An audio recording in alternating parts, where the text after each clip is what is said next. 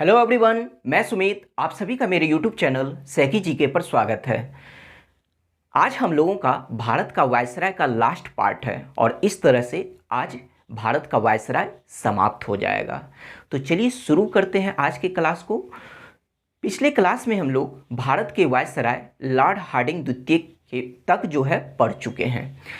तो Lord Hardinge द्वितीय के बाद जो है भारत के अगले वायसराय लॉर्ड चेम्सफोर्ड हुए, जिनका कार्यकाल 1916 से लेकर 1921 ईस्वी तक रहा। तो आइए बात करते हैं कि इनके कार्यकाल के दौरान जो है क्या क्या मुख्य घटनाएं घटित हुई, उसके बारे में बात करते हैं। सर्वप्रथम बात करते हैं कि इनके कार्यकाल के दौरान जो है 1916 ईस्वी में भारत में 2 होम रूल लीग की स्थापना की गई। तो भारत में 2 होम रूल लीग की जो स्थापना की गई, तो पहले होम रूल लीग की स्थापना अप्रैल 1916 ईस्वी में बाल गंगाधर तिलक के द्वारा किया गया था, जबकि दूसरे होम रूल लीग की स्थापना सितंबर 1916 ईस्वी में एनी बेसेंट के द्वारा किया गया था। तो अभी हम लोग होम रूल लीग से सिर्फ इसी पॉइंट को जानेंगे, क्योंकि इसके बाद जो है होम रूल लीग के बारे में आपको फिर से पढ़ाया जाएगा और वहाँ पर हम लोग डिटेल से जानेंगे कि इसकी स्थापना क्यों की गई थी, कब की गई, मतलब कहाँ की गई थी, उन सब पॉइंट के बारे में जानेंगे। अब बात करते हैं कि इनके कार्यकाल के दौरान जो है 1916 ईस्वी में कांग्रेस का जो है लखनऊ में एक अधिवेशन हुआ था। भारतीय राष्ट्र कांग्रेस की जो है एक अधिवेशन 1916 ईस्वी में कहाँ हुई थी, तो लखनऊ में। तो कांग्रेस के उसी लखनऊ अधिवेशन में जो है कांग्रेस एवं मुस्लिम लीग के बीच जो है एक समझौता हुई थी, जिसे कांग्रेस मुस्लिम लीग पैक्ट कहा गया है। तो कांग्रेस मुस्लिम लीग पैक्ट कब हुआ था, 1916 ईस्वी में। किस अधिवेशन में, तो कांग्रेस के लखनऊ अधिवेशन में हुआ था। अब बात करते हैं कि 1916 ईस्वी में ही जो है लॉर्ड चेम्सफोर्ड के कार्यकाल में भारत में प्रथम महिला विश्वविद्यालय की स्थापना की गई थी पूना में। तो भारत में प्रथम महिला विश्वविद्यालय की स्थापना कब की गई थी, तो 1916 ईस्वी में। कहाँ पर की गई थी, तो पूना में की गई थी।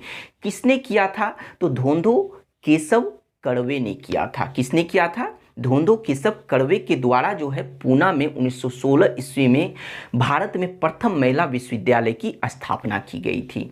और उस समय जो है भारत के वायसराय कौन थे, तो लॉर्ड चेम्सफोर्ड थे।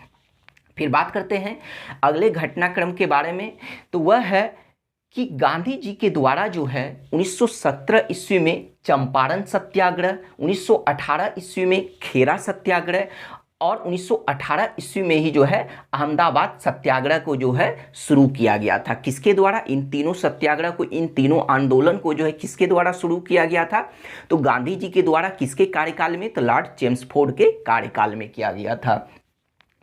फिर बात करते हैं कि 1917 ईस्वी में जो है सैडलर आयोग का जो है गठन किया गया था इनके कार्यकाल में जो है। तो 1917 ईस्वी में जो सैडलर आयोग का जो गठन किया गया था, तो वह विश्वविद्यालय शिक्षा में सुधार करने के लिए जो है सर माइकल सैडलर की अध्यक्षता में एक आयोग का गठन किया गया, जिसे सैडलर आयोग कहा गया। तो उस आयोग का गठन कब किया गया था, 1917 ईस्वी में। किस लिए किया गया था, तो विश्वविद्यालय शिक्षा में सुधार करने के लिए। तो सैडलर आयोग ने जो है लॉर्ड कर्जन के कार्यकाल में जो है रैले की रिपोर्ट के आधार पर जो है 1904 ईस्वी में विश्वविद्यालय अधिनियम पारित किया गया था। तो उस अधिनियम की जो है इस आयोग ने कड़े शब्दों में जो है निंदा किया था और इस आयोग का यह मानना था कि विश्वविद्यालय शिक्षा में सुधार करने के लिए जो है इन लोगों ने माध्यमिक शिक्षा पर अत्यधिक जोर दिया था। तो इस आयोग ने, मतलब इस आयोग का जो गठन किया गया था विश्वविद्यालय शिक्षा में सुधार करने के लिए, तो विश्वविद्यालय शिक्षा में सुधार करने के लिए इस आयोग ने किस पर अत्यधिक जोर दिया, किस शिक्षा पर, तो माध्यमिक शिक्षा पर जो है सबसे अधिक जोर दिया। और इसी आयोग के रिपोर्ट के आधार पर जो है भारत में 1916 से 1921 ईस्वी के दौरान जो है 7 विश्वविद्यालयों की जो है स्थापना की गई और उन्हीं 7 विश्वविद्यालयों में से एक विश्वविद्यालय थे जिनका नाम है पटना विश्वविद्यालय। तो पटना विश्वविद्यालय की स्थापना कब की गई थी, तो 1917 ईस्वी में की गई थी। ठीक है। और उसके बाद जो है फिर इस सैडलर आयोग के बारे में हम लोगों को फिर से पढ़ना है जब भारत में शिक्षा का विकास पढ़ेंगे। तो वहाँ पर और भी जो है किस किस विश्वविद्यालय की जो है स्थापना की गई थी उसके बारे में भी हम लोग डिटेल से पढ़ेंगे। तो यहाँ फिलहाल यह जानिए कि इसी आयोग की रिपोर्ट के आधार पर जो है भारत में 1916 से 1921 के दौरान 7 विश्वविद्यालय की स्थापना की गई, जिसमें से एक विश्वविद्यालय था पटना विश्वविद्यालय, जिसकी स्थापना कब की गई थी तो 1917 ईस्वी में। तो बीपीएससी के पॉइंट ऑफ व्यू से यह प्रश्न बहुत ही इंपॉर्टेंट है कि पटना विश्वविद्यालय की स्थापना कब की गई थी तो 1917 ईस्वी में, किस आयोग की रिपोर्ट के आधार पर, तो सैडलर आयोग के रिपोर्ट के आधार पर।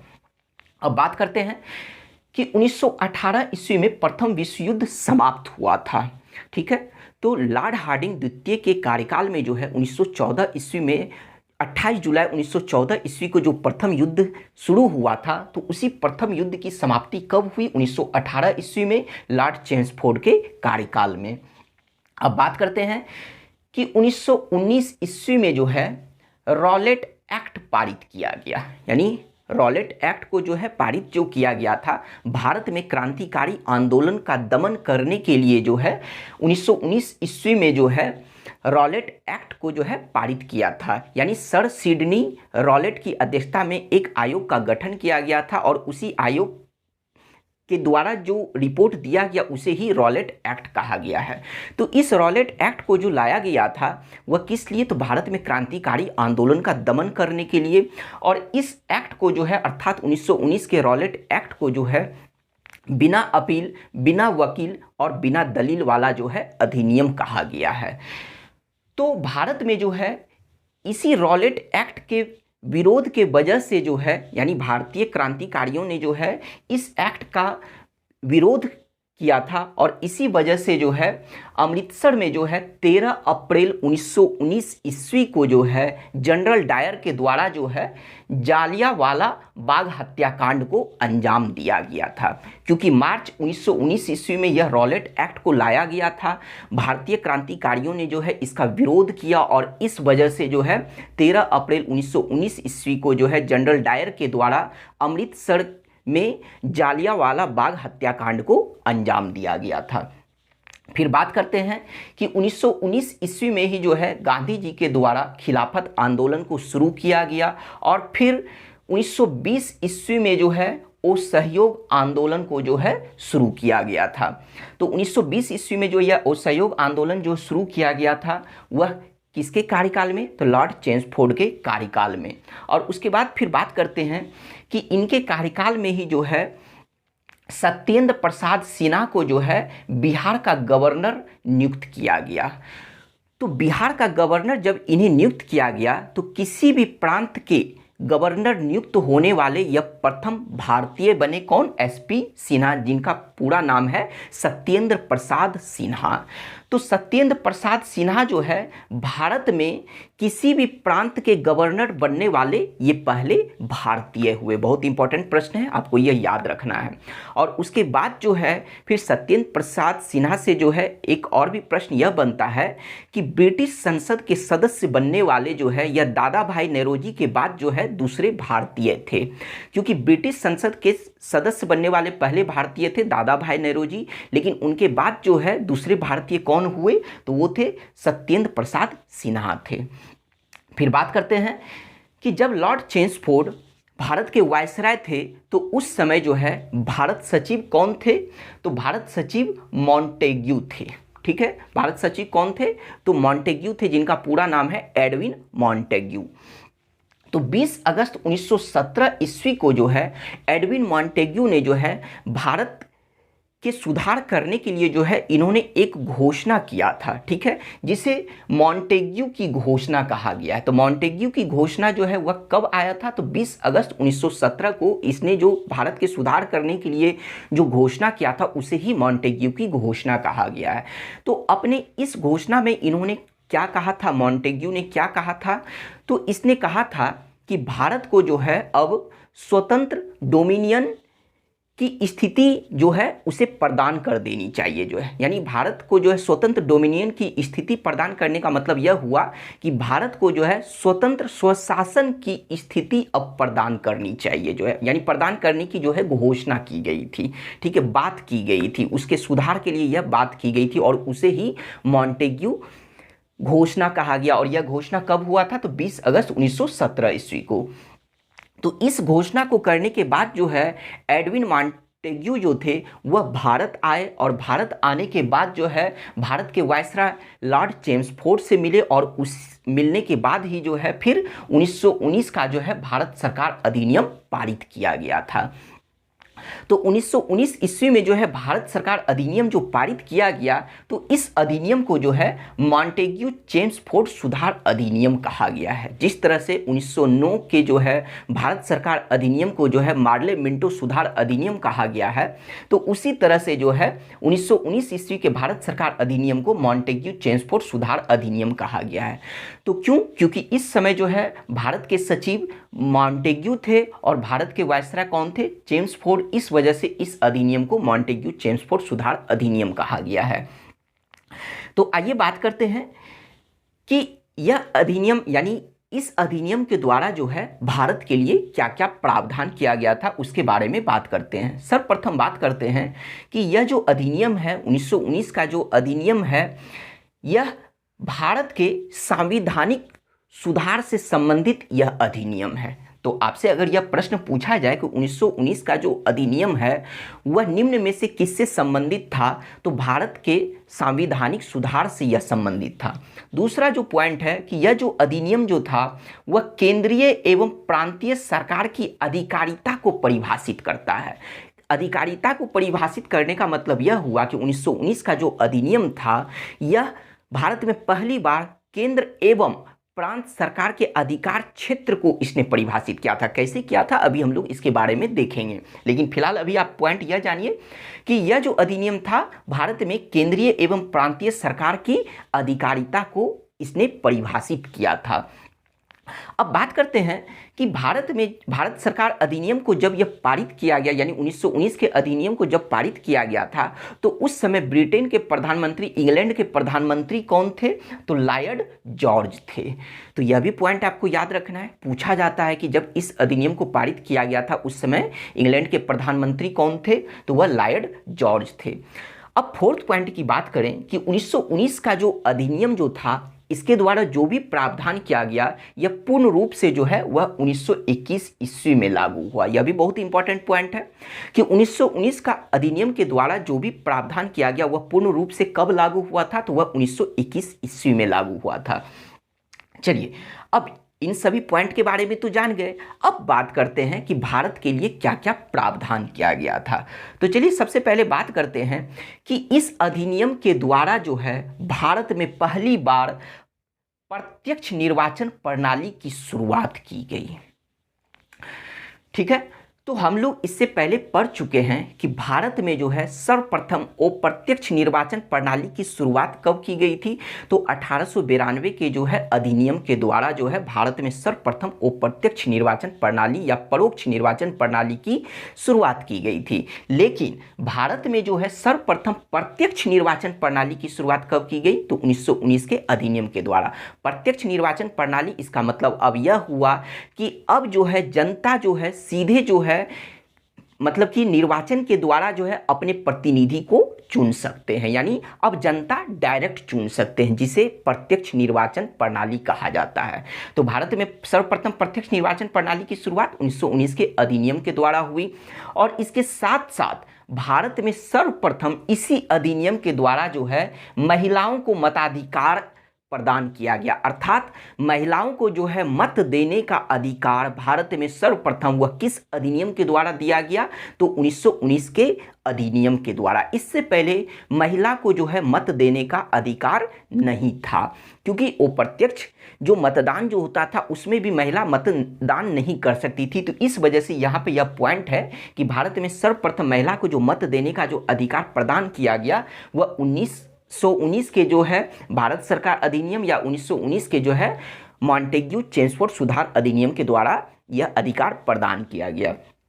अब बात करते हैं कि हम लोग यह पढ़ चुके हैं कि 1909 के अधिनियम के द्वारा जो है भारत में सर्वप्रथम सांप्रदायिकता के आधार पर जो है मुस्लिमों के लिए पृथक निर्वाचन क्षेत्र एवं पृथक निर्वाचन मताधिकार दिया गया था, यानी उसकी व्यवस्था की गई थी।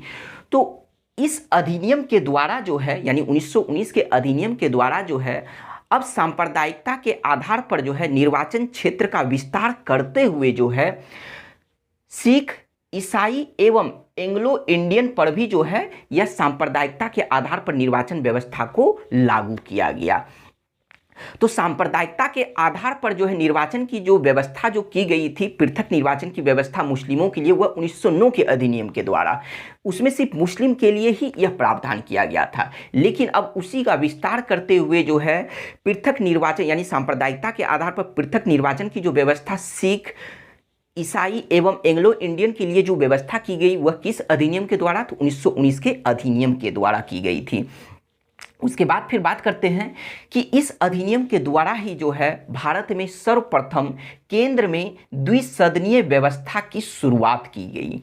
केंद्र में द्विसदनीय, तो द्विसदनीय कहने का मतलब क्या हुआ? दो सदन वाली व्यवस्था, यानी केंद्र में जो है दो सदन वाली व्यवस्था की शुरुआत जो है सर्वप्रथम इसी अधिनियम के द्वारा की गई। तो कैसे की गई, आइए इसके बारे में बात करते हैं।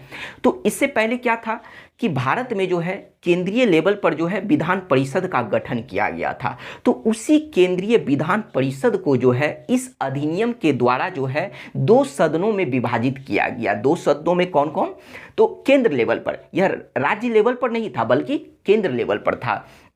तो इसी अधिनियम के द्वारा जो है अब उसी केंद्रीय विधान परिषद को जो है दो सदन में विभाजित किया गया। नाम क्या क्या रखा गया? तो एक का नाम था राज्य परिषद और दूसरे का नाम था विधानसभा। तो यह विधानसभा देखकर जो है आप लोग प्रांत लेवल पर, राज्य लेवल पर मत सोच लीजिएगा, क्योंकि उस समय जो है केंद्रीय लेवल पर जो है जो दूसरी मतलब कि दूसरे सदन का जो व्यवस्था की गई थी, गठन किया गया था, उसे विधानसभा ही कहा जाता था। ठीक है। तो यह जो राज्य परिषद जो होता था यह उच्च सदन कहलाता था, और जबकि यह जो विधानसभा जो था यह निम्न सदन कहलाता था। इस राज्य परिषद में जो है कुल 60 सदस्य होते थे, जिसमें से जो है 34 सदस्य निर्वाचित, मतलब कि 34 सदस्यों का जो निर्वाचन होता था, और जो शेष सदस्य होते थे उनका मनोनयन होता था, यानी उन्हें मनोनीत किया जाता था। जबकि हम बात करें कि ये विधानसभा में जो है कुल 144 सदस्य होते थे, जिसमें से 104 सदस्य का जो है वह मतलब निर्वाचित होकर आते थे, जबकि जो है जो शेष सदस्य बचते थे उनका मनोनयन किया जाता, उन्हें मनोनीत किया जाता था।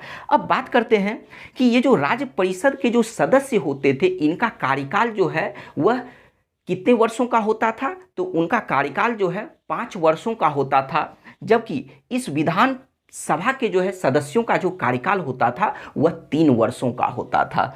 तो यह हम लोग देख लिए कि इस अधिनियम के द्वारा जो है केंद्र में जो द्विसदनीय व्यवस्था की जो है शुरुआत की गई वह भारत में सर्वप्रथम इसी अधिनियम के द्वारा की गई। और नाम क्या क्या रखा गया? तो राज्य परिषद और दूसरे का नाम विधानसभा। फिर बात करते हैं कि इस अधिनियम की जो सबसे मुख्य विशेषता थी वह यह थी कि इस अधिनियम के द्वारा जो है भारत में सर्वप्रथम जो है प्रांतों में द्वैध शासन व्यवस्था की शुरुआत की गई, एवं इसी अधिनियम के द्वारा जो है भारत में सर्वप्रथम प्रांतों में उत्तरदायी शासन व्यवस्था की शुरुआत की गई। तो सबसे पहले इसे समझने से पहले तो हम लोग यह जान लेते हैं कि अगर आपसे प्रश्न पूछा जाए कि किस अधिनियम के द्वारा जो है भारत में सर्वप्रथम प्रांतों में द्वैध शासन व्यवस्था की शुरुआत की गई, तो वह 1919 के अधिनियम के द्वारा। भारत में सर्वप्रथम प्रांतों में उत्तरदायी शासन व्यवस्था की शुरुआत की गई, तो वह भी जो है 1919 के अधिनियम के द्वारा। तो चलिए अब बात करते हैं कि यह प्रांतों में जो द्वैध शासन जो लागू किया गया था यह क्या था, और फिर बात करेंगे कि प्रांतों में जो उत्तरदायी शासन जो व्यवस्था को जो शुरू किया गया था इसका मतलब क्या होता है। तो सबसे पहले बात करते हैं प्रांतों में द्वैध शासन व्यवस्था की जो शुरुआत की गई थी। द्वैध शासन, द्वैध शासन का मतलब क्या हुआ कि दोहरी शासन, यानी दो तरह का शासन, प्रांत में जो है दो तरह का शासन, या फिर हम यह कह सकते हैं कि प्रांत में जो है शासन को जो है दो भागों में जो है विभाजित किया गया, तो उसे ही क्या कहा गया, प्रांत में द्वैध शासन, यानी दोहरी शासन को द्वैध शासन कहा गया है। तो आइए बात करते हैं, प्रांत में जिस शासन को जो है दो भागों में विभाजित किया गया वो दो भाग कौन कौन से थे। तो पहले भाग का जो शासन जो संचालित किया जाता था वह गवर्नर इन काउंसिल अर्थात गवर्नर और उनके परिषद के द्वारा जो है पहले भाग का शासन को संचालित किया जाता था, जबकि दूसरे भाग के शासन को जो संचालित किया जाता था वह गवर्नर और भारतीय मंत्री के द्वारा किया जाता था। तो बात करते हैं कि यहाँ पर पहले भाग का शासन जो संचालित किया जाता था वह गवर्नर इन काउंसिल अर्थात गवर्नर एवं उनके जो कार्यकारिणी परिषद होते थे, उनके जो काउंसिल होते थे, उनके द्वारा जो है पहले भाग के शासन को संचालित किया जाता था। तो जब पहले भाग के शासन को संचालित किया जाता था उनके द्वारा जो है, तो उनके अधिकार क्षेत्र में जो है किस तरह का विषय आता था, तो उनके अधिकार क्षेत्र में जो है सुरक्षित विषय आता था। कैसा विषय, तो सुरक्षित विषय, सुरक्षित विषय जिसे इंग्लिश में रिजर्व सब्जेक्ट कहा जाता है। अब सवाल यह उठता है कि इस सुरक्षित विषय में किस तरह के विषय आते थे, कौन कौन सा मतलब कि जो है मुद्दा जो है इस सुरक्षित विषय के अंतर्गत रखा गया था उस समय जो है। तो सुरक्षित विषय के अंतर्गत जो है राजस्व व्यवस्था, वित्त व्यवस्था, पुलिस, न्याय, इन सभी को जो है मतलब किसके अंतर, पुलिस हो गया, न्याय हो गया, राजस्व हो गया एवं वित्त व्यवस्था संबंधित जो भी मामले थे वह सुरक्षित विषय के अंतर्गत आते थे, और उससे संबंधित अधिकार जो है वह किसे प्रदान किया गया था, तो गवर्नर इन काउंसिल अर्थात गवर्नर एवं उनके परिषद को प्रदान किया गया था। यह तो हुआ पहले भाग का शासन जिनके द्वारा संचालित किया जाता था, उसके बारे में बात किए। अब फिर बात करते हैं कि दूसरे भाग का जो शासन वह किसके द्वारा संचालित किया जा रहा था, तो गवर्नर एवं उनके भारतीय मंत्री के द्वारा। तो सबसे पहले हम लोग यह जान लेते हैं कि गवर्नर तो समझ में आ गया, लेकिन इनके साथ जो ये भारतीय मंत्री थे ये कौन थे, तो ये जो भारतीय मंत्री जो होते थे, ये जो यहाँ पर देखिए यह व्यवस्थापिका जो है सभा जो था, मतलब यह जो भी जो है द्विसदनीय व्यवस्था जो थी, तो इसी व्यवस्थापिका सभा के जो है ये सदस्य होते थे भारतीय मंत्री। तो दूसरे भाग का जो शासन किनके द्वारा संचालित किया जाता था, तो गवर्नर एवं उनके भारतीय मंत्रियों के द्वारा संचालित किया जाता था। अब इनके अधिकार में जो है किस तरह का विषय आता था, तो इनके अधिकार में जो है हस्तांतरित विषय को रखा गया था, अर्थात ट्रांसफर्ड सब्जेक्ट को रखा गया था। तो इस हस्तांतरित विषय के अंतर्गत कौन कौन से मामले आते थे, तो इसके अंतर्गत जो आते थे स्थानीय स्वशासन, शिक्षा एवं स्वास्थ्य को जो है इस हस्तांतरित विषय के अंतर्गत रखा गया था, जिसका अधिकार किसे प्रदान किया गया था, तो गवर्नर एवं उनके भारतीय मंत्री को प्रदान किया गया था। तो शासन की इन्हीं व्यवस्था को जो है प्रांत में द्वैध शासन कहा गया है, यह तो आप समझ गए होंगे। लेकिन अब बात करते हैं कि प्रांत में जो है उत्तरदायी शासन व्यवस्था की शुरुआत भी सर्वप्रथम इसी अधिनियम के द्वारा की गई थी भारत में। तो अब यह उत्तरदायी शासन क्या है, तो बात करते हैं कि यह जो गवर्नर इन काउंसिल जो थे, चूंकि इसमें जो है व्यवस्थापिका सभा के कोई भी सदस्य शामिल नहीं होते थे, तो इसी वजह से यह जो पहले भाग का शासन जो चला रहे थे गवर्नर इन काउंसिल, तो यह जो थे व्यवस्थापिका सभा के प्रति उत्तरदायी नहीं थे। लेकिन यह जो दूसरे भाग का जो शासन चलाया जा रहा था गवर्नर एवं भारतीय मंत्री के द्वारा, तो हम लोग पढ़ चुके हैं कि ये जो भारतीय मंत्री होते थे यह व्यवस्थापिका सभा के सदस्य होते थे। तो इसी वजह से गवर्नर एवं भारतीय मंत्री जो होते थे वह व्यवस्थापिका सभा के प्रति उत्तरदायी होते थे। तो जब दूसरा शासन चलाने वाले जो है व्यवस्थापिका सभा के प्रति उत्तरदायी हुए, तो इसी वजह से कहा गया है कि प्रांत में जो है भारत में सर्वप्रथम प्रांत में उत्तरदायी शासन की जो शुरुआत की गई किस अधिनियम के द्वारा, तो 1919 के अधिनियम के द्वारा। तो यहाँ उत्तरदायी शासन की व्यवस्था जो की गई उसका मतलब यही था। चलिए, यह पॉइंट तो आप लोग समझ गए होंगे, बहुत ही अच्छे से समझे होंगे, उम्मीद करते हैं। अब बात करते हैं नेक्स्ट प्रावधान के बारे में कि इस अधिनियम के द्वारा जो है अगला प्रावधान क्या किया गया था। तो बात करते हैं कि जो भारत सचिव एवं भारत परिषद जो थे तो उनका वेतन जो है अब भारतीय राजस्व देना बंद कर दिया गया, जो 1858 ईस्वी में जो इन लोगों का जो है नियुक्ति किया गया था, और तब से लेकर जो है अब तक जो है भारतीय राजस्व से ही जो है इन लोगों को वेतन एवं अन्य खर्चे दिए जाते थे। लेकिन अब जो है 1919 के अधिनियम के द्वारा जो है भारत सचिव एवं उनके परिषद को जो है ब्रिटिश राजस्व से जो है मतलब वेतन एवं अन्य खर्चे देने का प्रावधान किया गया। इसके साथ साथ हम लोग यह भी पढ़े हैं कि भारत परिषद में जो है जब 1858 ईस्वी के अधिनियम के द्वारा भारत परिषद का गठन किया गया था, तब हम लोग यह पढ़ चुके हैं कि उसमें कुल 15 सदस्य थे। लेकिन अब इसके द्वारा क्या किया गया कि इस भारत परिषद के सदस्यों की संख्या जो क्या की गई, न्यूनतम सदस्यों की संख्या 8 की गई, और जबकि अधिकतम सदस्यों की संख्या कितनी निर्धारित की गई, तो 12 निर्धारित की गई। फिर हम लोग नेक्स्ट पॉइंट की बात करते हैं कि इस अधिनियम के द्वारा क्या हुआ कि भारत सचिव के कार्यभार को कम करने के लिए, यानी इनके कार्यों के भार को कम करने के लिए जो है हाई कमिश्नर की जो है नियुक्ति की गई जो है। फिर बात करते हैं कि इसी अधिनियम के द्वारा जो है भारत में सर्वप्रथम लोक सेवा आयोग का गठन किया गया, और इसी अधिनियम के द्वारा जो है भारत में सर्वप्रथम केंद्रीय बजट को राज्य बजट से अलग किया गया। तो यह तो था 1919 के जो है भारत सरकार अधिनियम या 1919 के मॉन्टेग्यू चेम्सफोर्ड सुधार अधिनियम के द्वारा जो भी प्रावधान किया गया था उसके बारे में हम लोग जाने। अब बात करते हैं कि लॉर्ड चेम्सफोर्ड के बाद जो है भारत के अगले वायसराय कौन हुए, तो लॉर्ड रीडिंग हुए, जिनका कार्यकाल 1921 से 1926 ईस्वी तक रहा। तो जब यह वायसराय बने तो यह एक यहूदी वायसराय थे। तो यहूदी वायसराय जब ये बने तो इसका मतलब यह हुआ कि भारत के सभी वायसरायों में से यह एकमात्र यहूदी वायसराय थे। तो यह प्रश्न पूछा जाता है कि बताइए कि निम्न में से जो है एकमात्र जो है भारत के यहूदी वायसराय कौन थे, तो वो थे लॉर्ड रीडिंग। उसके बाद फिर बात करते हैं इनके शासनकाल के दौरान जो है क्या क्या घटनाएं घटित हुई उसके बारे में बात करते हैं। तो चलिए बात करते हैं कि 1922 ईस्वी में जो है 4 फरवरी 1922 ईस्वी को जो है गोरखपुर में जो है एक कांड हुआ जिसे चौरी चौरा कांड कहा गया। ठीक है, तो गोरखपुर में जो है 4 फरवरी 1922 ईस्वी को जो है चौरी चौरा कांड होने के वजह से जो है गांधी जी के द्वारा जो है 12 फरवरी 1922 ईस्वी को जो है असहयोग आंदोलन को वापस ले लिया गया। अर्थात गांधी जी ने 12 फरवरी 1922 ईस्वी को असहयोग आंदोलन को समाप्त कर दिया, जिस असहयोग आंदोलन की शुरुआत गांधी जी ने 1920 ईस्वी में की थी। अब बात करते हैं कि इनके कार्यकाल के दौरान ही जो है भारत में सर्वप्रथम जो है इंग्लैंड और भारत में एक साथ सिविल सेवा परीक्षा का आयोजन किया गया।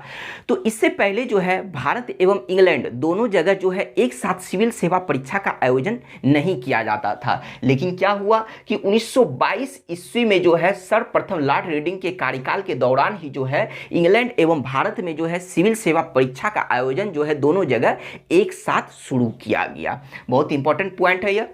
अब फिर बात करते हैं कि 1923 ईस्वी में जो है स्वराज पार्टी की स्थापना की गई चित्तरंजन दास एवं मोतीलाल नेहरू के द्वारा जो है। फिर बात करते हैं कि 1925 ईस्वी में जो है आरएसएस की जो है स्थापना की गई। कब की गई, तो 1925 ईस्वी में। कहाँ पर, तो नागपुर में की गई। किसके द्वारा की गई, तो केशव बलिराम हेडगेवार के द्वारा जो है केवी हेडगेवार के द्वारा, अर्थात केशव बलिराम हेडगेवार के द्वारा जो है 1925 ईस्वी में जो है नागपुर में आरएसएस अर्थात राष्ट्रीय स्वयं सेवक संघ की जो है स्थापना की गई थी। फिर बात करते हैं कि 1925 ईस्वी में ही जो है एमएन राय के द्वारा भारतीय कम्युनिस्ट पार्टी की स्थापना की गई थी। और फिर बात करते हैं कि 1925 ईस्वी में ही जो है काकोरी ट्रेन कांड हुआ था। कौन सा कांड हुआ था, काकोरी कांड हुआ था, जो कि यह एक ट्रेन कांड था।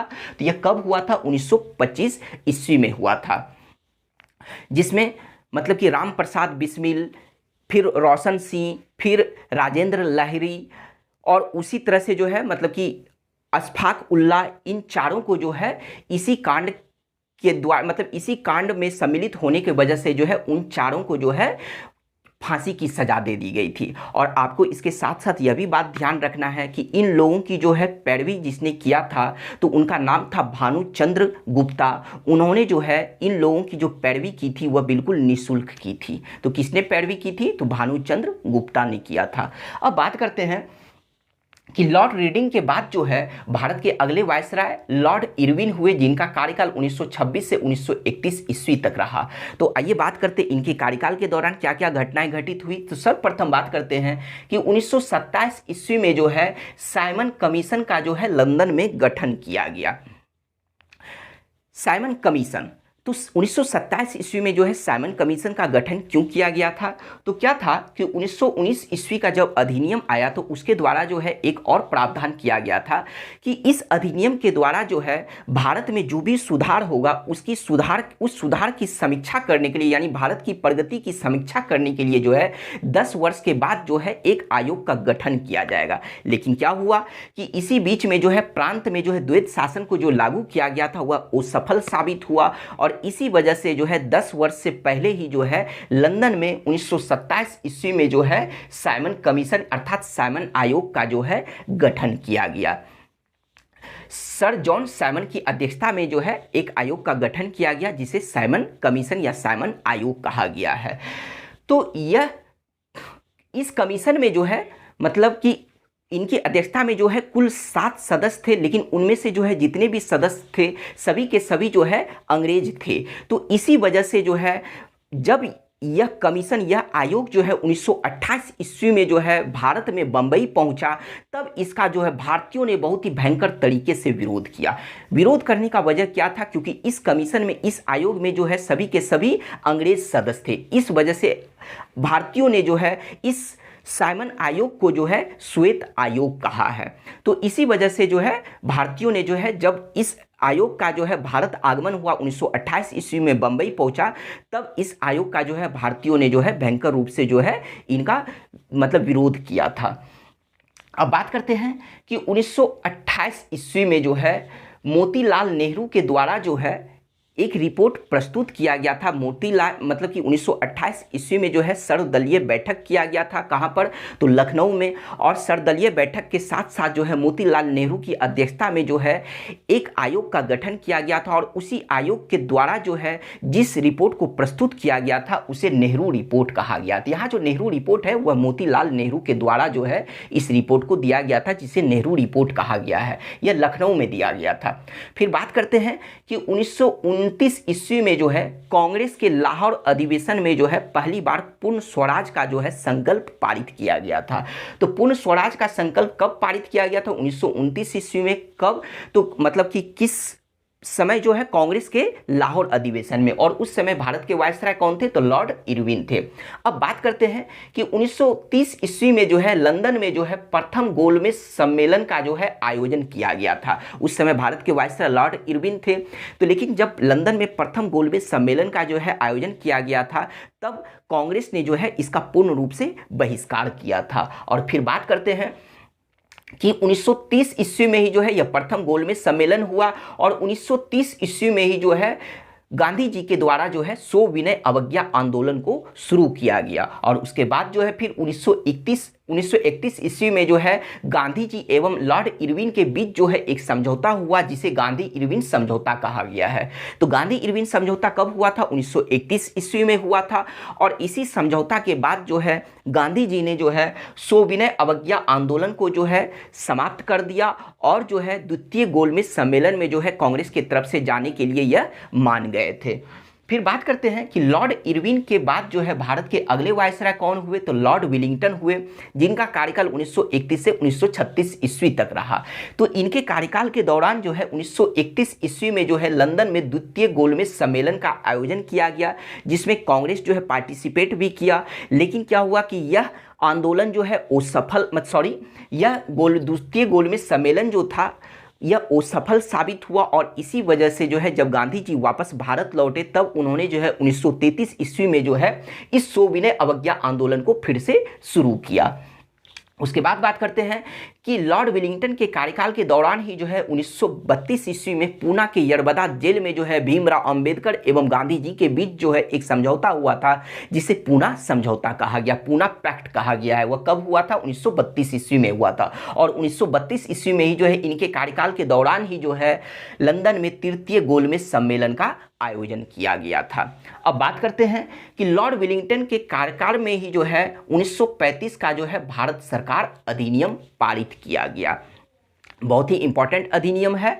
तो 1935 का जब भारत सरकार अधिनियम पारित किया गया तो यह अंग्रेजों के द्वारा जो है भारत में संवैधानिक सुधार के लिए जो है यह अंतिम जो है संवैधानिक दस्तावेज था।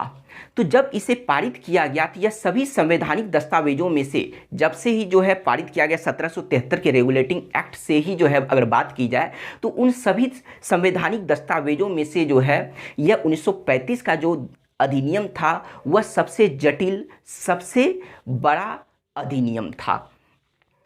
तो बात करें कि यह सबसे बड़ा एवं सबसे जटिल अधिनियम जो है यह कैसे था, तो क्योंकि इस अधिनियम में जो है कुल 321 अनुच्छेद, 10 अनुसूची एवं 14 भाग शामिल थे। तो इसी वजह से जो है इन सभी मतलब कि अंग्रेजों के द्वारा जितने भी संवैधानिक दस्तावेज को लाया गया उन सभी में से जो है यह अधिनियम सबसे जटिल एवं सबसे बड़ा अधिनियम था। तो बात करते हैं कि भारत में जो है अभी वर्तमान में जो है संविधान जो चल रहा है, मतलब भारतीय संविधान जो अभी लागू है, तो उस भारतीय संविधान पर जो है इसी अधिनियम का जो है 80% बात को जो है शामिल किया गया है। यानी इसका जो है मतलब कि सबसे ज़्यादा मतलब कि अभी वर्तमान के भारतीय संविधान पर जो है सबसे अधिक जो है असर जो है किस अधिनियम का पड़ा है, तो 1935 के भारत सरकार अधिनियम का पड़ा है, क्योंकि उसके 80% जो है बातों को अभी वर्तमान के जो है संविधान में जो है शामिल किया गया, जो हम लोगों का चल रहा है। बात करते हैं अब इसके द्वारा जो है कि जब इस अधिनियम को लाया गया तब पंडित जवाहरलाल नेहरू ने जो है इस अधिनियम को गुलामी का अधिकार पत्र कहा है। तो किस अधिनियम को पंडित जवाहरलाल नेहरू ने जो है गुलामी का अधिकार पत्र कहा है, तो 1935 के भारत सरकार अधिनियम को कहा है। इसके साथ साथ इस अधिनियम को जो है पंडित जवाहरलाल नेहरू ने जो है अनेक ब्रेकों वाली जो है इंजन रहित गाड़ी कहा है।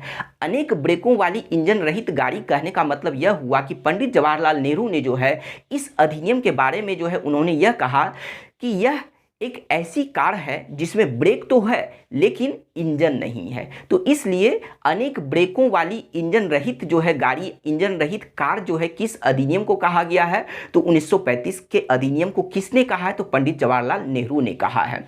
दूसरा कि गुलामी का अधिकार पत्र किसे कहा गया है, 1935 के अधिनियम को किसने कहा है, तो पंडित जवाहरलाल नेहरू ने। तो यह तो हो गया कि कथन से रिलेटेड। लेकिन अब बात करते हैं कि इस अधिनियम के द्वारा जो है भारत के लिए क्या क्या प्रावधान किया गया। तो चलिए उस प्रावधान के बारे में बात करते हैं। और सबसे पहले बात करते हैं कि इस अधिनियम के द्वारा जो है भारत में सर्वप्रथम संघात्मक सरकार अर्थात संघीय सरकार की स्थापना का प्रस्ताव पारित किया गया। संघीय सरकार या फिर संघात्मक सरकार, तो यह जो संघात्मक सरकार की जो है स्थापना का जो प्रस्ताव इस अधिनियम के द्वारा पारित किया गया, तो संघीय सरकार या संघात्मक सरकार का जो स्थापना जो की जाती वह कैसे की जाती, किस को मिलाकर की जाती। तो इस संघात्मक सरकार की जो स्थापना की जाती तो इसमें 11 ब्रिटिश प्रांत, 6 कमिश्नरी और कुछ भारतीय रियासत को शामिल करके जो है इस संघीय सरकार अर्थात संघात्मक सरकार को जो है स्थापित किया जाता। लेकिन इसके लिए एक कंडीशन यह था कि उसमें जो है भारतीय रियासत को जो शामिल करने की बात थी, तो उसमें जो है मतलब उसे स्वतंत्रता प्रदान की गई थी। स्वतंत्रता यह प्रदान की गई थी कि भारतीय रियासतों को यह कहा गया था कि संघीय सरकार में जो है शामिल होना या नहीं होना वह उनके स्वेच्छा पर निर्भर करता है, ठीक है। जबकि ब्रिटिश प्रांत 11 ब्रिटिश प्रांत जो थे तो उन्हें इस संघ में शामिल होना अनिवार्य था। तो लेकिन क्या हुआ कि इस अधिनियम के द्वारा जो है भारत में संघीय सरकार को जो है स्थापित करने का जो प्रस्ताव पारित किया गया, लेकिन यह इसकी स्थापना नहीं हो सकी और सिर्फ यह प्रस्ताव बनकर ही रह गया। तो क्यों इसकी स्थापना नहीं हो पाई, इसलिए क्योंकि इसमें से जो है किसी भी भारतीय रियासत ने जो है इसमें जो है भाग नहीं लिया था, और इनके भाग नहीं लेने की वजह से जो है इस संघात्मक सरकार अर्थात संघीय सरकार को जो है भारत में कभी भी जो है इसकी स्थापना नहीं हो सकी थी, सिर्फ यह प्रस्ताव बनकर ही रह गया था। लेकिन आपको यह पूछा जाता है कि इसकी स्थापना का प्रस्ताव जो है वह किस अधिनियम के द्वारा पारित किया गया था, तो 1935 के अधिनियम के द्वारा। अब बात करते हैं इस अधिनियम के द्वारा दूसरे प्रावधान के बारे में।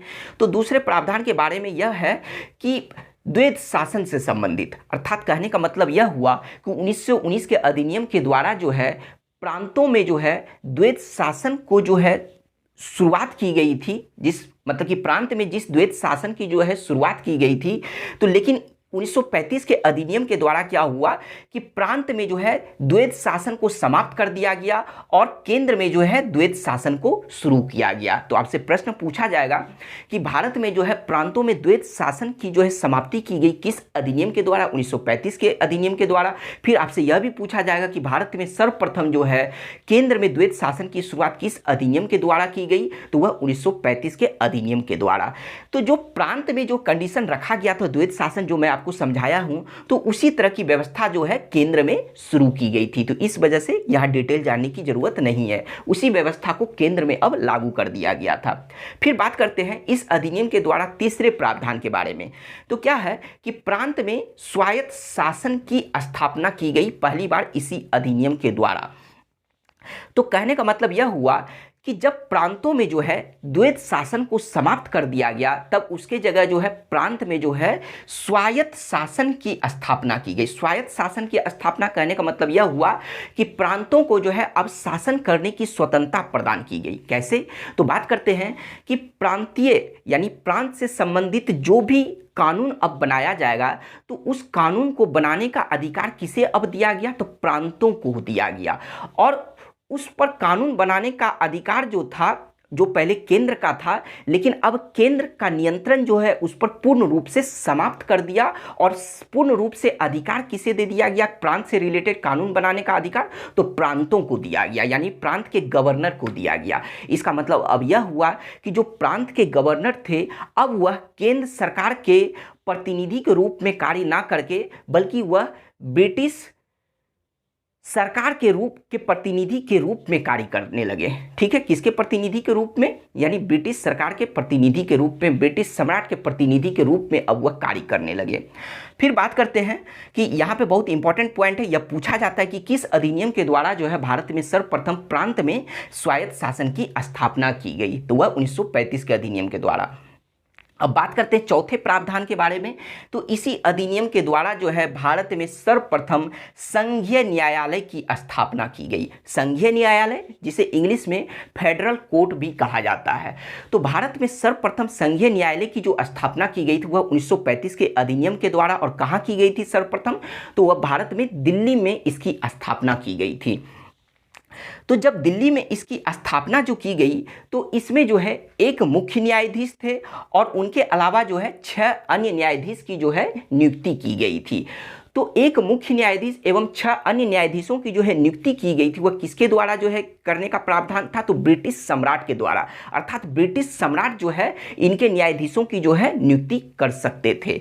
उसके साथ साथ अब हम यह बात करते हैं कि यह जो संघीय न्यायालय की जो स्थापना की गई थी, तो इस संघीय न्यायालय की जो है शुरुआत की गई, वह कब से की गई, तो वह 1937 से इसकी शुरुआत की गई।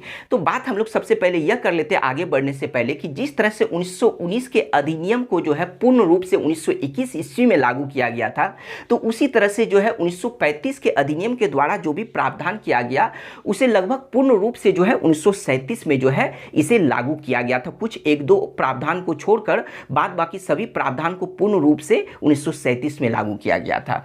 तो इसीलिए जो है इस संघीय न्यायालय की जो है शुरुआत जो है, यानी यह कार्य करना कब से शुरू किया, तो 1937 ईस्वी से शुरू किया था।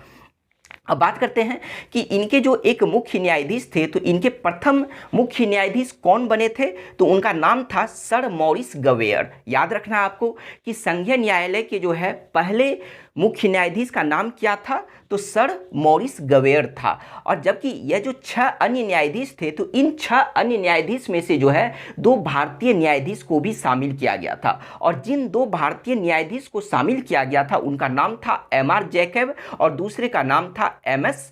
सुल्तान। ठीक है, फिर बात करते हैं कि यह संघीय न्यायालय की जो स्थापना जो की गई थी, तो इस न्यायालय के द्वारा जो भी निर्णय दिया जाता था, तो उस निर्णय के विरुद्ध जो है अपील जो की जाती थी ब्रिटिश सम्राट के प्रिवी काउंसिल में की जाती थी।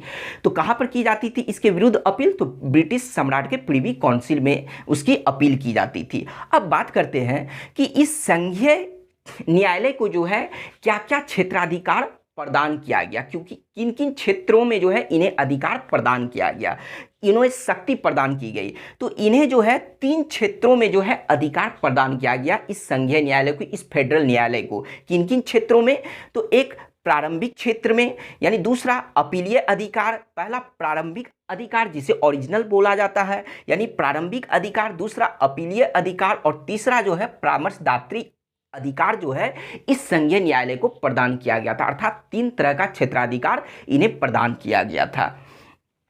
तो यह तो हो गया संघीय न्यायालय से रिलेटेड जितनी भी बातें थी, तो वह बात हम लोग कर चुके। और इसका जो स्थापना किस अधिनियम के द्वारा किया गया, तो 1935 के अधिनियम के द्वारा। अब बात करते हैं अगले प्रावधान के बारे में, 5वें प्रावधान के बारे में, कि 1935 के अधिनियम के द्वारा जो है भारत में पहली बार केंद्र एवं प्रांतों के बीच जो है शक्तियों का विभाजन किया गया। तो केंद्र एवं प्रांतों के बीच जो है इस अधिनियम के द्वारा पहली बार जो है शक्तियों का जो विभाजन किया गया था, वह कितने भागों में, तो 3 भागों में विभाजन किया गया था। तो वह 3 भाग कौन कौन से थे, तो एक संघ सूची, दूसरा प्रांतीय सूची और तीसरा जो है समवर्ती सूची। तो इसके बारे में हम लोग बात करेंगे जब पॉलिटी पढ़ेंगे, तो वहां पर हम लोग बहुत डिटेल से बात करेंगे। यहां पर बात करेंगे तो क्या होगा, वीडियो लंबा हो जाएगा। तो इसलिए फिलहाल अभी आप यही जानिए कि 1935 के अधिनियम के द्वारा जो है केंद्र एवं प्रांतों में जो है शक्तियों का जो विभाजन किया गया था, वह 3 भागों में किया गया था। संघ सूची, दूसरा प्रांतीय या फिर राज्य सूची कहा जाता है, और तीसरा जो है समवर्ती सूची। लेकिन इसके अलावा अवशिष्ट विषय संबंधित अधिकार जो है, यानी अवशिष्ट विषय से रिलेटेड जो भी अधिकार जो है वह किसे प्रदान किया गया था, तो वह भारत के वायसराय को प्रदान किया गया था। अवशिष्ट विषय के साथ साथ जो भी आपातकालीन अधिकार थे वह भी किसे प्रदान किया गया था, तो वह भारत के वायसराय को प्रदान किया गया था। तो यह भी बात हम लोग जान लिए। अब बात करते हैं कि 1935 के अधिनियम के द्वारा ही जो है भारत में 11 प्रांतों में जो है विधानसभा का गठन किया गया, जबकि 6 प्रांतों में जो है द्विसदनीय विधानमंडल की व्यवस्था की गई। द्विसदनीय विधानमंडल कहने का मतलब कि 2 सदन वाली व्यवस्था, 2 सदन वाली विधानमंडल की व्यवस्था की गई। तो भारत में सर्वप्रथम जो है प्रांतों में जो है द्विसदनीय विधानमंडल की जो व्यवस्था की गई वह किस अधिनियम के द्वारा, तो 1935 के अधिनियम के द्वारा। जबकि यहाँ पर जो हम लोग देखे थे 1919 के अधिनियम के द्वारा जो है वह केंद्र में जो है द्विसदनीय विधानमंडल की व्यवस्था की गई थी, लेकिन प्रांत में तो वह 1935 के अधिनियम के द्वारा। और कितने प्रांत में जो है द्विसदनीय विधानमंडल की व्यवस्था की गई थी, तो वह 6 प्रांत में। तो वह 6 प्रांत कौन कौन से थे, तो बिहार, बंगाल, असम, फिर है संयुक्त प्रांत, उसके बाद जो है फिर है मद्रास और फिर बम्बई। तो यही 6 प्रांत थे जहां पर जो है द्विसदनीय विधानमंडल की जो है व्यवस्था की गई थी, द्विसदनीय विधानमंडल को शुरू किया गया था। जबकि इस अधिनियम के द्वारा जो है 11 प्रांत में जो है विधानसभा का गठन किया गया था। अब बात करते हैं कि इसी अधिनियम के द्वारा 1935 के अधिनियम के द्वारा ही जो है भारत परिषद का अंत कर दिया गया, यानी भारत सचिव की मदद करने के लिए जो भारत परिषद का गठन किया गया था 1858 के अधिनियम के द्वारा, लेकिन अब इस अधिनियम के द्वारा जो है भारत परिषद का अंत कर दिया गया। फिर बात करते हैं कि इसी अधिनियम के द्वारा जो है 1935 ईस्वी में जो है बर्मा को भारत से अलग कर दिया गया। तो बर्मा को भारत से अलग कब किया गया, 1935 ईस्वी में। हम लोग यहाँ पर 1935 को देखकर आप लोगों को यह नहीं सोचना है कि आपने तो बोला कि 1935 का जो प्रावधान था 1937 में पूर्ण रूप से लागू हुआ। तो मैंने आपको बोला कि कुछ प्रावधानों को छोड़कर जो है जितने भी प्रावधान थे वह सभी के सभी पूर्ण रूप से 1937 में लागू हुआ था। तो वह जो कुछ प्रावधान जो था छोड़कर, तो उसमें से एक है 1935 में जो है बर्मा को अलग किया गया, और फिर जो है इसी अधिनियम के द्वारा जो है उड़ीसा को जो है बिहार से अलग किया गया, और 1 अप्रैल 1936 ईस्वी को जो है उड़ीसा पूर्ण रूप से बिहार से अलग राज्य बना, मतलब अलग होकर जो एक स्वतंत्र राज्य बना था। बात करते हैं कि इसी अधिनियम के द्वारा 1935 के अधिनियम के द्वारा ही जो है भारत में आरबीआई अर्थात भारतीय रिजर्व बैंक का जो है गठन करने का प्रावधान किया गया था। तो यह तो था 1935 का अधिनियम, जो कि बहुत ही ज़्यादा इम्पॉर्टेंट है। 1919 का भी अधिनियम, 1935 का भी अधिनियम, यह सभी इम्पॉर्टेंट है। अब बात करते हैं कि लॉर्ड विलिंगटन के बाद जो है भारत के अगले वायसराय कौन हुए, तो लॉर्ड लिनलिथगो। तो इनका कार्यकाल 1936 से 1944 ईस्वी तक रहा। तो इनके कार्यकाल के दौरान क्या हुआ कि 1935 के अधिनियम के द्वारा 1937 में पहली बार यह जो 11 प्रांत में जो विधानसभा का जो गठन किया गया था इस 1935 के अधिनियम के द्वारा, तो लॉर्ड लिनलिथगो के कार्यकाल में 1937 में इसी अधिनियम के द्वारा जो है उस 11 प्रांतों में जो है पहली बार चुनाव करवाया गया। यानी पहली बार उस 11 प्रांतों में जो है आम चुनाव को संपन्न करवाया गया। इस 11 प्रांतों में जो है यह जो चुनाव हुआ था, उस 11 प्रांतों में से जो है 5 प्रांत में जो है कांग्रेस को जो है पूर्ण बहुमत प्राप्त हुआ था, जबकि 3 प्रांतों में जो है कांग्रेस ने मिलीजुली सरकार बनाई थी। तो अर्थात कांग्रेस ने उन 11 प्रांतों में जो है कितने प्रांतों में सरकार बनाई थी, तो 8 प्रांतों में सरकार बनाई थी, जिसमें से 5 प्रांत में उन्हें पूर्ण बहुमत मिला था, जबकि 3 प्रांत में जो है उन्होंने मिलीजुली सरकार बनाई थी। तो बात करते हैं फिर कि 1939 ईस्वी में जो है द्वितीय विश्व युद्ध लॉर्ड लिनलिथगो के कार्यकाल में ही जो है प्रारंभ हुआ था। और 1939 ईस्वी में जब द्वितीय विश्व युद्ध प्रारंभ हुआ, तब क्या हुआ कि कांग्रेस मंत्रिमंडल के परमिशन लिए बगैर जो है भारत को भी जो है इस द्वितीय विश्व युद्ध में शामिल कर लिया। तो इसी वजह से जो है कांग्रेस मंत्रिमंडल ने जो है 1939 ईस्वी में लगभग 28 महीने तक शासन करने के बाद जो है 1939 ईस्वी में जो अक्टूबर 1939 ईस्वी में जो है कांग्रेस मंत्रिमंडल ने जो है उन सभी 8 प्रांतों से इस्तीफा दे दिया। तो कांग्रेस ने उन सभी 8 प्रांतों से इस्तीफा कब दिया, अक्टूबर 1939 ईस्वी में। क्यों दिया, क्योंकि कांग्रेस के परमिशन के बगैर जो है भारत को द्वितीय विश्व युद्ध में शामिल कर लिया गया था, इसी वजह से उन लोगों ने इस्तीफा दे दिया। जब अक्टूबर 1939 ईस्वी में इसने इस्तीफा दिया, कांग्रेस मंत्रिमंडल के द्वारा इस्तीफा दिया गया, तब उनके इस्तीफा देने के उपलक्ष्य में जो है मुस्लिम लीग के द्वारा जो है 22 दिसंबर 1939 ईस्वी को जो है मुक्ति दिवस मनाया गया था। तो मुक्ति दिवस कब मनाया गया था, 1939 ईस्वी को पूरा डेट क्या है, तो 22 दिसंबर 1939 ईस्वी को जो है मुस्लिम लीग के द्वारा मुक्ति दिवस मनाया गया था, जिसमें भीमराव अंबेडकर भी शामिल थे।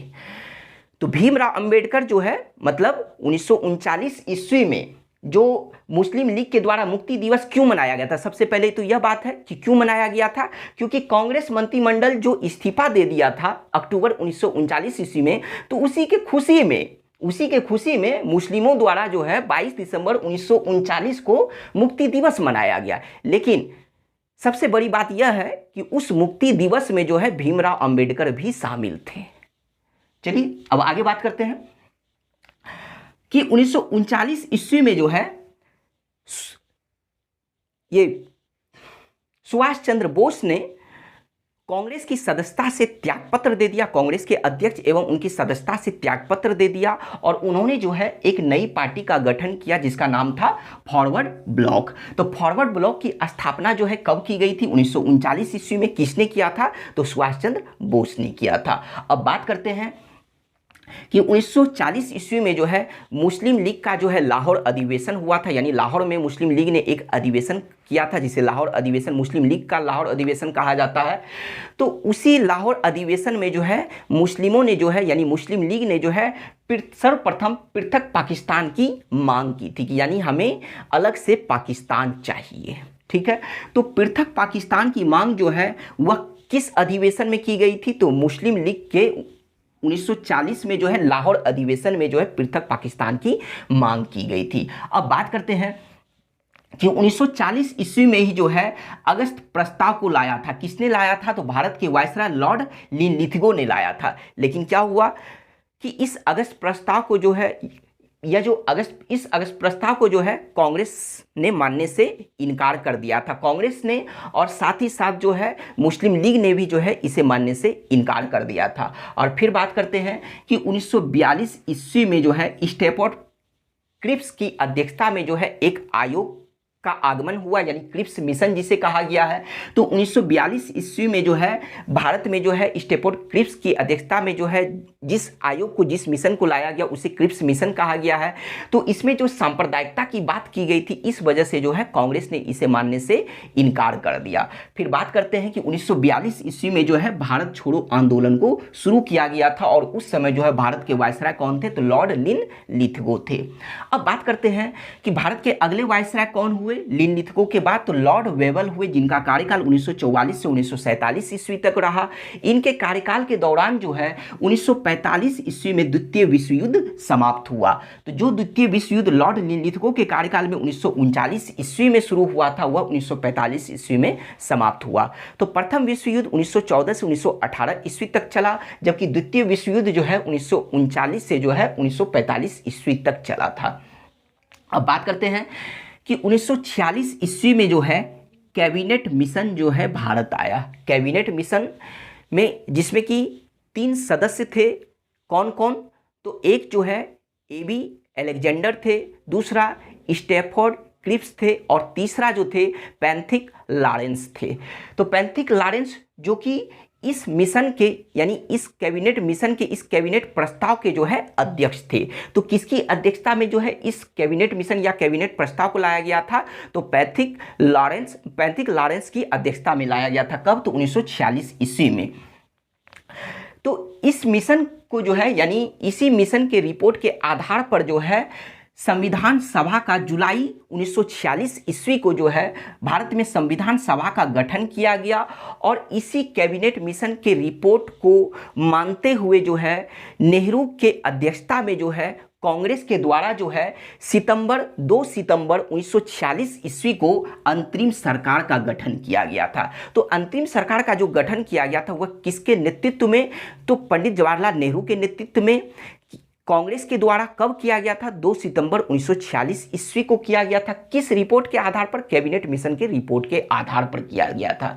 लेकिन क्या हुआ कि इस कैबिनेट मिशन में जो है चूंकि पाकिस्तान की बात नहीं कही गई थी, तो इस वजह से जो है मुस्लिम लीग ने जो है प्रत्यक्ष कार्यवाही दिवस को जो है इन्होंने 1946 ईस्वी में शुरू किया। तो जब इसने मुस्लिम लीग ने 1946 ईस्वी में प्रत्यक्ष कार्यवाही दिवस को शुरू किया, तब इन लोगों ने जो है सिलहट एवं नोआखली में जो है लगभग 7,000 हिंदुओं का कत्ल कर दिया था।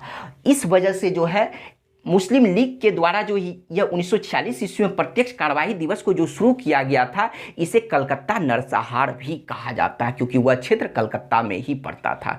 तो इस वजह से जो है इसे कलकत्ता नरसंहार कहा गया है। अब बात करते हैं कि 20 फरवरी 1947 ईस्वी को, मतलब जब लॉर्ड वेवेल भारत के वायसराय थे, तो उस समय जो है मतलब 1947 ईस्वी में जो है उस दौरान जो है वहाँ पर इंग्लैंड के प्रधानमंत्री, ब्रिटेन के प्रधानमंत्री कौन थे? तो क्लीमेंट एटली।